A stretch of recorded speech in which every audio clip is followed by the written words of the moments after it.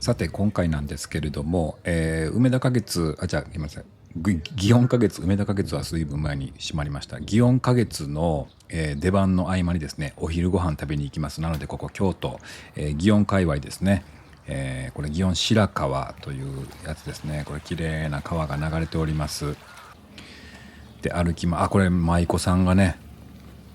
まだお化粧前のね舞妓さんがこういう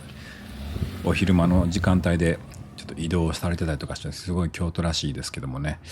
で食べに行くんですけど、ちょっとね合間にねこの三吉路地っていう、京都っぽいね路地を見つけましたんで、ちょっと入ってみましょう。なんかパン屋さんとかカフェとか、なんか鍼灸院とかね、そういうのがいくつかお店が入っている路地がありましたんで、ちょっとご飯食べに行く前にぶらっと寄っていきます。いいですね、この京都っぽいですよね。細い、京都の中でもかなり細い路地ですね。はい、こういう感じで多分古い町屋を改築してお店やってらっしゃるんですね。メダカがたくさんいました。メダカじゃないのか、ネオンテトラ系列なのか何かわからないですけども、いろんなお店がですねこういうふうに結構若い人たち、なんか猫がミコ若い人たちがねこういう町屋の改築してお店やられてたりとかねします。こういう感じのカフェ、今日この日はねちょっとクローズやったんですけど、で途中ですねこれユニバーサル模型っていうね、これ京都で昔からあるプラモデルとかのお店なんですけど、これね僕の地元がですねここから北の方に2 3 0分行ったとこなんですけど、中学の時に友達たちとねもうチャリンコでわーって40分ぐらい走ってね、ここのプラモデル屋さん来たんですよ。懐かしくてねちょっと入りましたね。未だにちゃんとこうやって元気に営業されております。これ鉄道ね、 N ゲージってやつですね。この鉄道模型もね、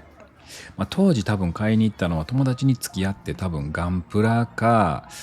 当時ラジコンも多分扱ってらっしゃったのかな、ラジコンを見に行ったんだと思うんですけど、こういう鉄道模型なんかはね、これ大人の人がね綺麗にやってらっしゃるのを見て憧れたものです。さあこっちはガンプラとかもあるし、あと車系ですね。車とかお城とか、あとこれも最近のバイク、これドゥカティですね。1199パニガーレ、バイクなんかのプラモもあって非常に懐かしいですね。はい、懐かしかったのでちょっとユニバーサル模型さんの方に寄りました。さあ向かいましょう。目的地はこの林という定食屋さんなんですけど、ここがですねもう本当に吉本芸人がもうこぞって来ている場所なんですね。祇園花月に来ている芸人なんかがお昼ご飯とかねよく食べに行くところなんですけれど、僕まだ一回も行ったことなかったんで、ちょっとね満を持しての林デビューという感じですね。またここがねたくさんメニューあるんですよ。こういう定番のとんかつ定食とかカツカレーとか、そういうのはもちろんのこと、こちらの方ですね、ほらもう定食メニューがいっぱいなんです。もう全てがもうほぼ全てが定食メニューということでたくさんあります。親子丼、豚キムチ丼、天ざるいっぱいあります。入店していきましょう。すいません、一人です。でこういう風にね、ほらこれコロナの時からなのか分かんないですけど、こういうなんかちょっとこの一蘭風スタイルというか、お一人様でもね非常に気兼ねなく落ち着いて食べられるというところです。壁にはねもう芸人とかのサインがいっぱいあります。しかも割と結構最近のサインですね。はい、もう吉本の芸人とか吉本以外のタレントさんなんかもいっぱい貼ってます。男性ブランコとかねいっぱい貼ってます。さあメニュー決めていきましょう。これでもありすぎてねどれを頼んでいいのかわからないというような状況にはなるっちゃなるんですけれども、結構キムチチゲ定食とかねそんなんまであるんですよ。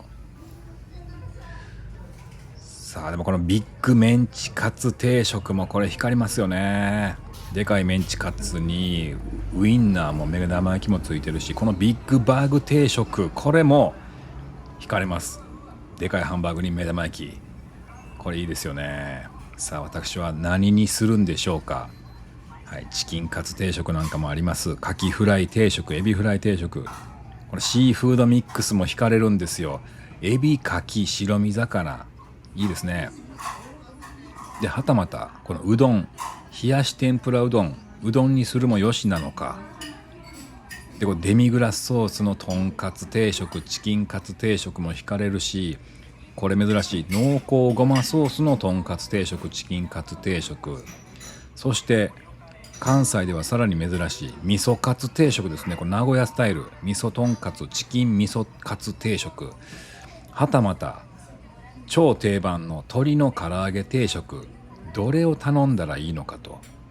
これ迷いに迷いますよね。あとこんなカツカレーもあります。さて私は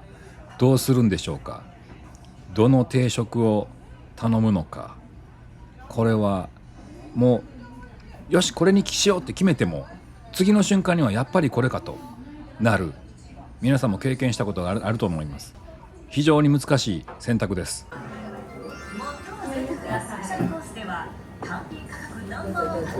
ビッグメンチカツ定食、さあ迷いに迷ってビッグメンチカツ定食にいたしました。来ました。見てください、このビジュアル。これ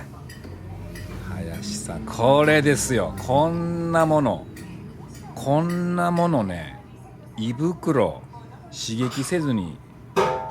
いられますか。これ見て胃袋を刺激されないという方いらっしゃいましたらご一報ください。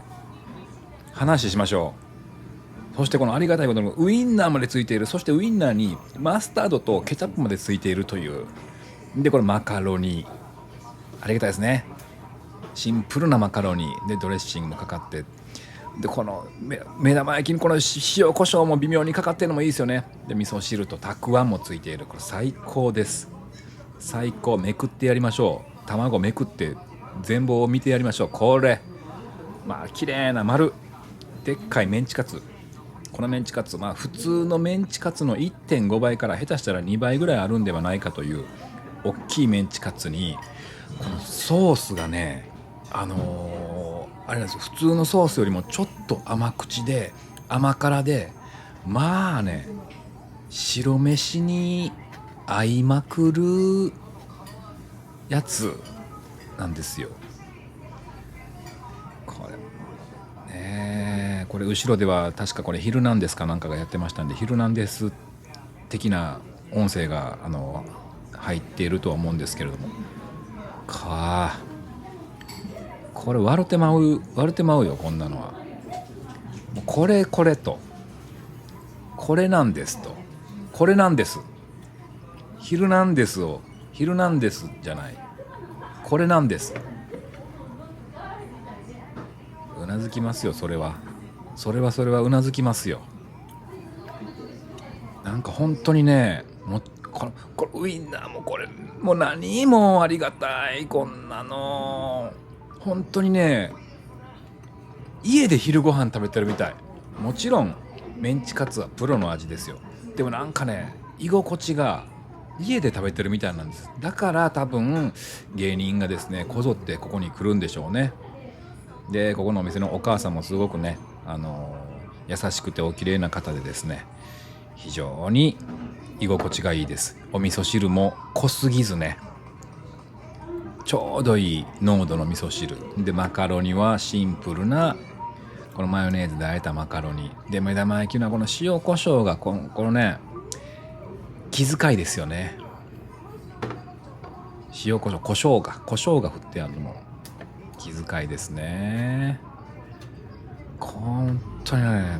白飯が進んでしゃあない。進んでしゃあないんですよ。でドレッシングもしっかりちゃんとかかってますから、生野菜食べるときになんか味がないなという風にもならないですし、もうね、もうマカロニでも白飯いけるウインナーでもいける、目玉焼きでもいける、メンチカツでもいけるっていう、もうどれでもいけるんです。でちょろちょろちょろちょろ後ろにあるねテレビを見ながら食べるお昼ご飯、最高ですね。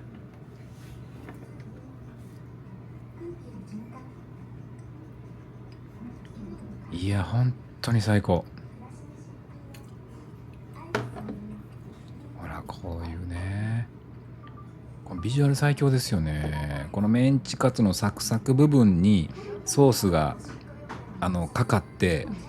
サクシナっていうね、サクシナっとしてるのがねいいんですよ。本当に落ち着く。この前のついたては、これはコロナのそのあれでつけたのか何なのかはちょっとわからないんですけど、これがね非常にね一人で飯食いに行く人間にとってはありがたいですね。ゆで卵もついてるんですよ。目玉焼きがあってゆで卵もついてるから。しかもそれがメニュー表にもなっていて一石二鳥になってます。いいですね。このウインナーもね、別にケチャップだけでもようなものをちゃんとマスタードもかけてくれてるっていう、これがほんとね母ですよね。母の気遣いですよこれは。しかもこれ今時東京なんかでこんな定食食べたら1000円超えてきますよ平気でね。それが900円で食べれるというね。だからこの日も他にも女性一人のお客さんとかもいらっしゃいましたし、結構一人の人多かったですね。まあかといって別にね2人でも4人でも来れますから。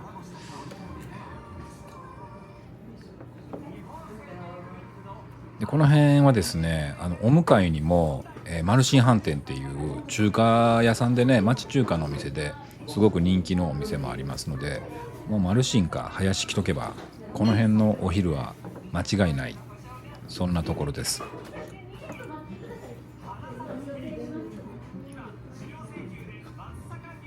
さてそれでは皆様、これから私揚げ物が非常に好きなんですが、私の好きな揚げ物トップ5発表したいと思います。人類で揚げ物嫌いな人なかなかいないんではないでしょうか。揚げ物と一口に言いましても多種多様な揚げ物ございます。で私もですね、もうおっさんになりましたが、胃袋はおかげさまで元気なので、ガンガン揚げ物を頼んでしまうんですね。居酒屋さんなんかに行ってもちょっとメニューの中に揚げ物がありますと我慢できなくて頼んでしまう、そういうような男でございます。そんな私の好きな揚げ物トップ5発表いたします。第5位、コロッケです。ありがとうございます。もうコロッケ、揚げ物の代表格と言ってもいいんじゃないでしょうか。やっぱりこのシンプルなコロッケというのは非常に、美味しいですよね。スーパーのお惣菜コーナーなんかこう自分で自炊するために食材買いに行っても最終的にレジの近所にあるお惣菜のコロッケを1つ2つ買ってしまう、そういうのは私だけではないんじゃないでしょうか。そしてですね、私のコロッケの好きな食べ方としましては、ウスターソースをびっしゃびしゃにかける。びっしゃびしゃにかけます。これでびっしゃびしゃにかけて、もう本当にもうウスターソースとしなっとなった衣と芋の味で食べるっていう、これの食べ方はですね、なぜこれをするようになったかと言いますと、こち亀でりょうさんがやってたんですよ。それ見てめちゃくちゃうまそうでやり始めたらハマってしまいました。でコロッケはねシンプルなポテトコロッケは僕が好きです。なんか具が良かれと思って具がいっぱい入ってるコロッケもあるんですけど、もうシンプルなポテトコロッケが大好きです。さあ続きまして、私の好きな揚げ物第4位、ハムカツです。ハムカツもね、これはね、ハムカツはもう僕メインのおかずとしてもよし、そしてお酒のあてにもよしということで、やっぱりね、飲みに行ってそれはね、そこの居酒屋さんが海鮮が美味しいだなんだかんだ、看板メニューはいろいろあると思うんですけど、ハムカツがあるとね、頼んでしまうんですよね。